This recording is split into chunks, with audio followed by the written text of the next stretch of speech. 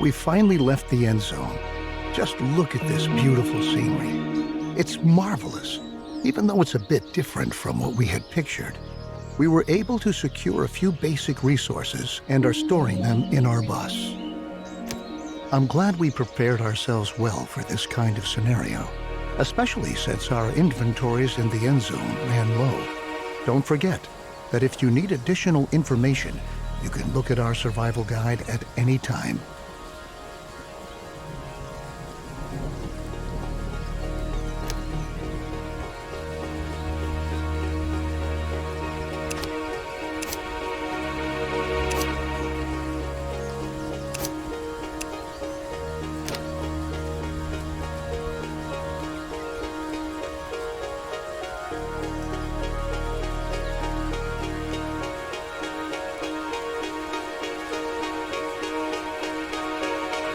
Well done. Everything you need to know should be right here. I think the time has come for us to at last build ourselves a new home here. Before we can construct buildings at all, we have to assign the profession builder to several settlers so that they can take care of construction contracts. In general, it's your responsibility to decide which tasks are important and how our settlers are supposed to be distributed to attend to them.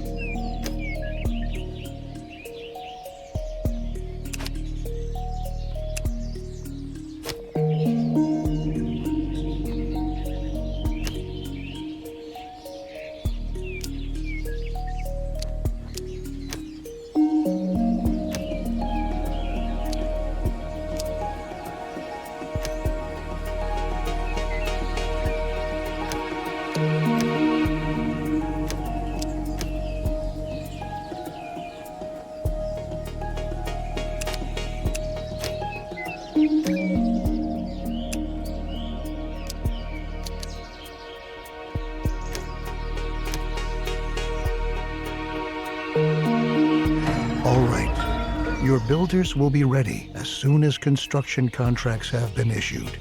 It's time to start focusing on our key and most basic need, water.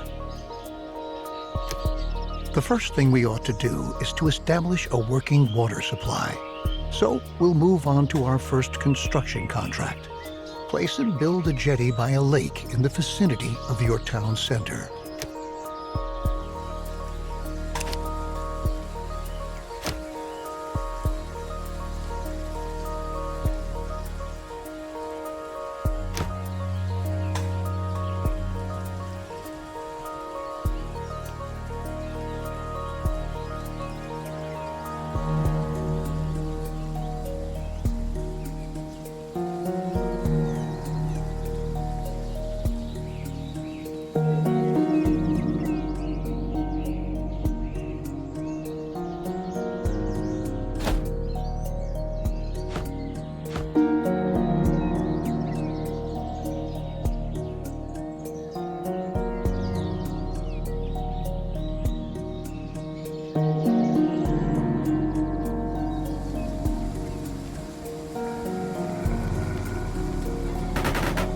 Very good. The jetty was completed as planned.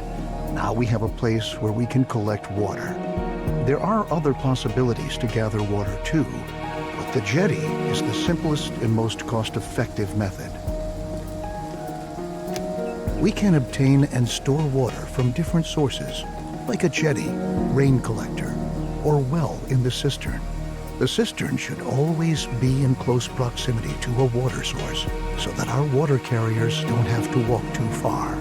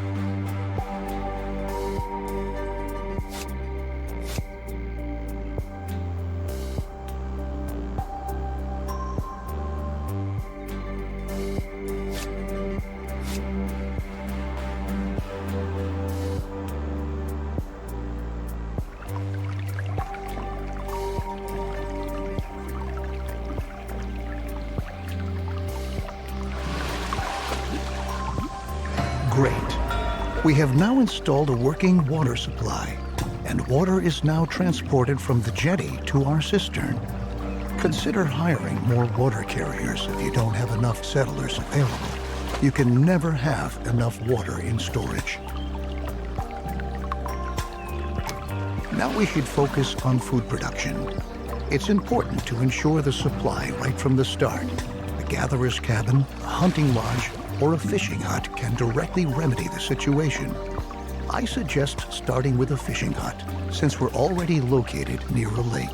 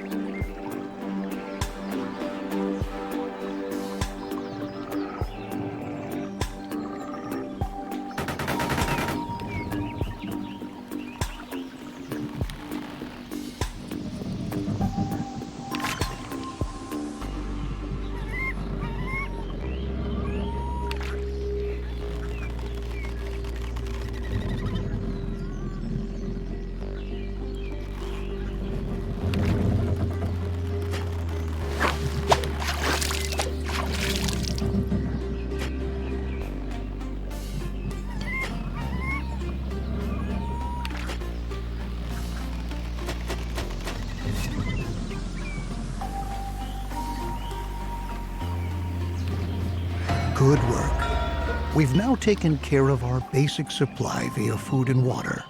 Make sure that you have enough food and water on hand at all times, especially if you want to upgrade your settlement. A population that grows too fast can quickly unbalance your food and water supply, bringing major difficulties for you if you don't watch out.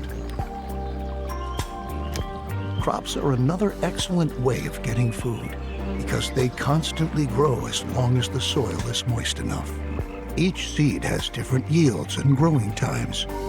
This means that it could take some time until your field is ready to be harvested, in contrast to your fishing hut, where production can be right away.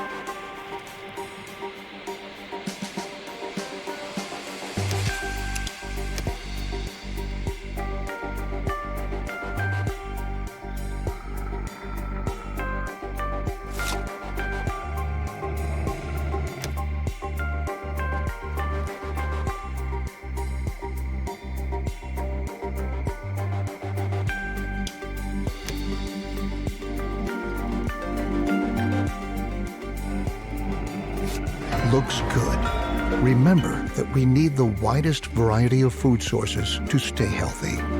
You should also plan ahead for drought periods that might come when it's not going to rain. Stock up on food and adapt your production to avoid bottlenecks. I'll show you a few more strategies later on. At the beginning, we don't have much scrap, wood, or other resources. We could build a production building, but to obtain resources as fast as possible, it's best that we start gathering right away. Assign a Gather All Resources task. All the settlers who haven't been assigned any profession by you are going to accept these kinds of tasks. In addition, settlers distribute resources within your settlement.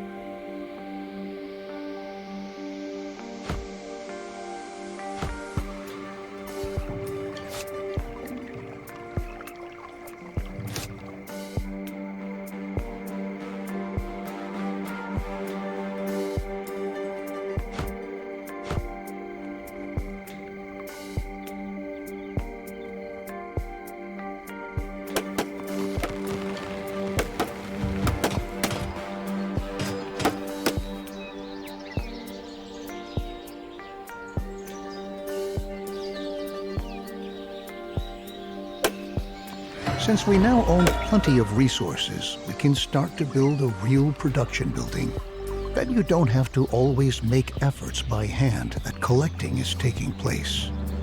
Production buildings are not only easier to manage, they are also distinctly more effective than simple tasks. Don't place production buildings too far away from your settlement. You'll be able to change their working area at any time later on. Right on. The best thing for us to do now is to build a forester's lodge to automate our supply of wood and make it more effective at the same time. Foresters are not only able to chop down trees, they reforest areas with trees as well.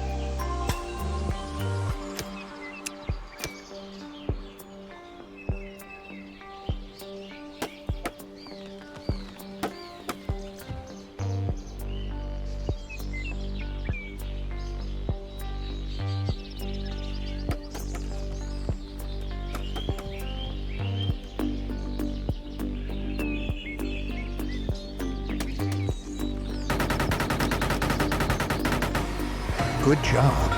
You might want to change this building's working area later on to tell your workers where they should get their wood from. Ah, and for your information, If you want, you can also tell your forester's lodge that they only ought to attend to reforesting an area in order to create a lush, green forest which generations to come can use.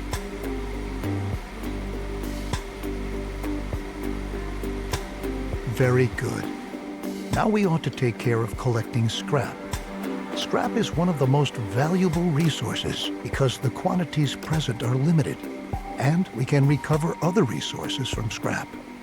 Unlike the task we just had, the scrap yard allows larger quantities of existing scrap to be dismantled than with ruins or wrecks.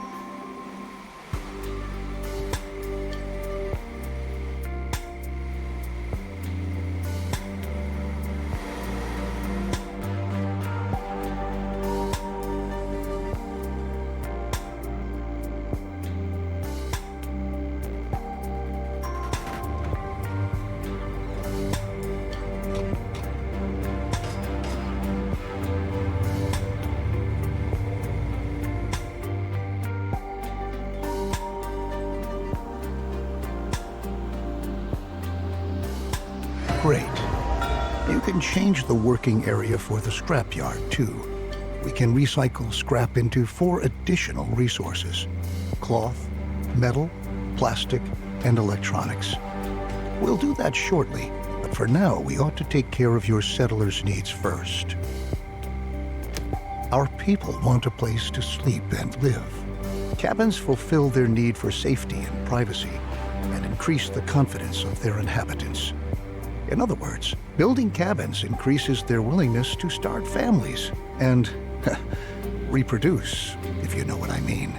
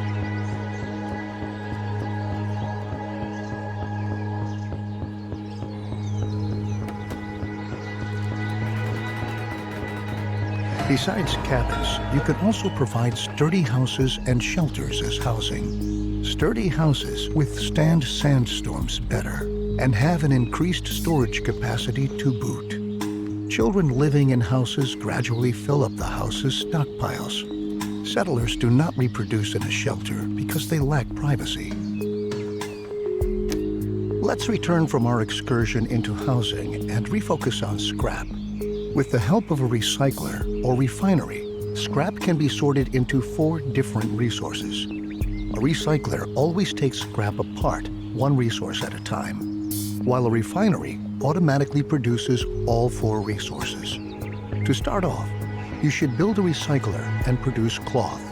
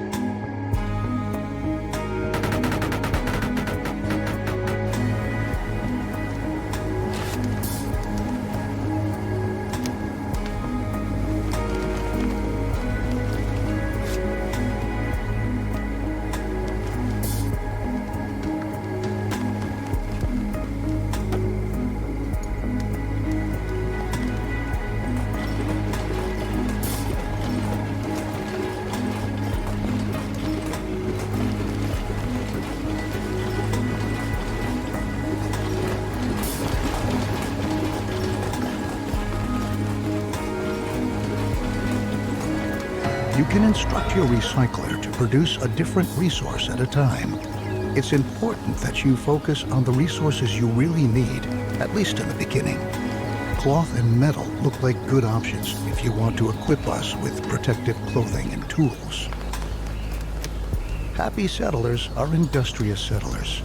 That's why we ought to look after our people and protect them against the surroundings and dangers, like radiation. So let's start by transforming our newly recovered cloth into protective clothing.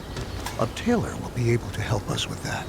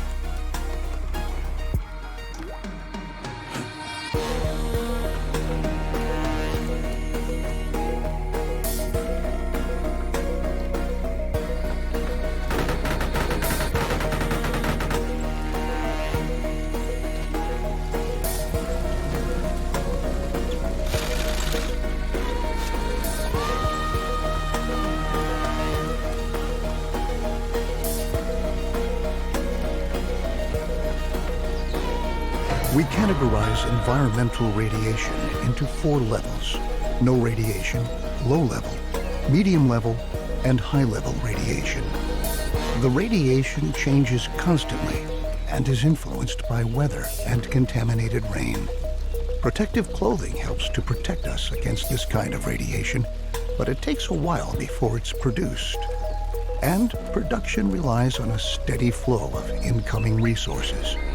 Try to establish production chains at an early stage and start to stockpile goods so that some are always on hand. The tools we brought along from the Endzone are slowly but surely running out. So now, let's focus on manufacturing new tools. The tools will help us to work effectively. We'll need metal for that, so we'll prepare for production by building another recycler, which we'll commission to recover metal from scrap. After that, we'll need a workshop to enable the manufacturing of brand new tools.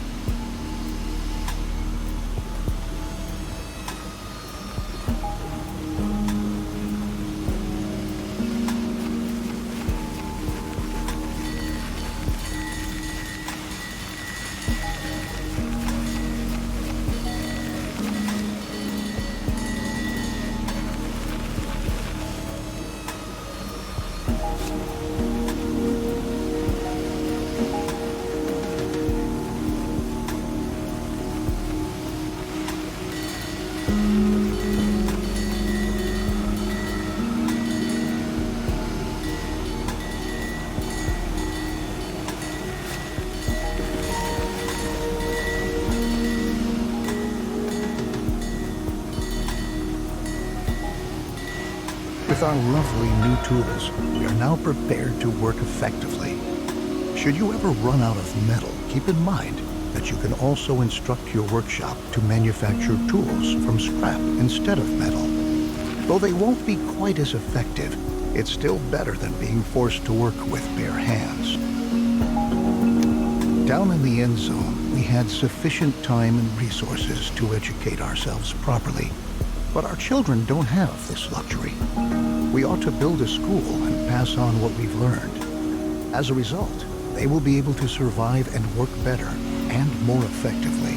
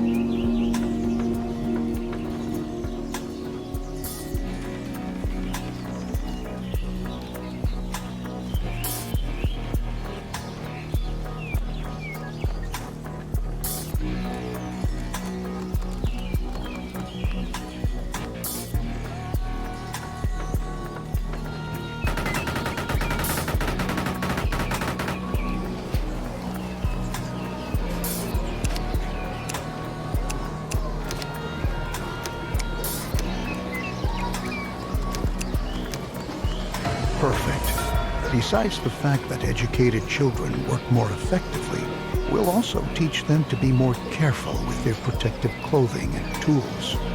This, in turn, leads to them staying intact longer, and we conserve valuable resources. Now that our population is starting to grow, we ought to again turn our attention to the topic of food production. We are already accumulating fish and tilling our fields. A gatherer's cabin will now enable us to gather mushrooms and berries from the forest nearby.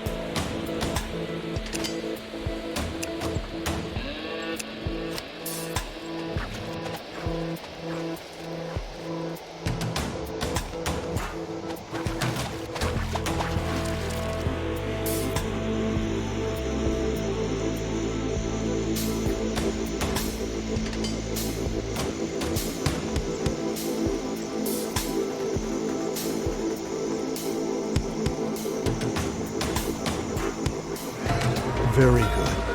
As you can see, the gatherer's cabin is an effective possibility to get food quickly. But watch out. After a drought, it's going to take some time before the plants have regrown. As is the case with most buildings, here too, you can relocate the working area at any time. Although we are sufficiently supplied at the moment, our survival depends on diligent planning. If we can lay out a plan for an orchard, then we can start to plant fruit or nut trees that we can harvest after a few seasons.